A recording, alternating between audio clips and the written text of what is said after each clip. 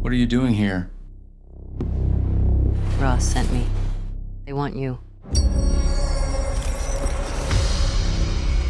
I didn't come for family matters. Something came up. Time to get to work.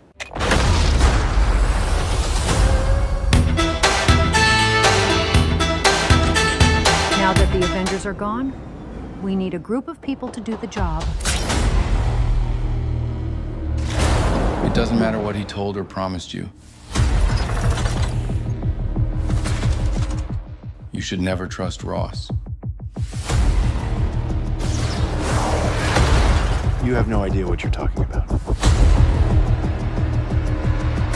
If you're not willing to do what's necessary, then we don't need you. It's an opportunity for us.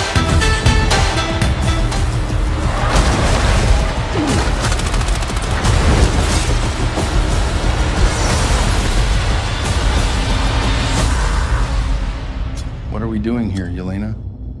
For our last member. I was waiting for you.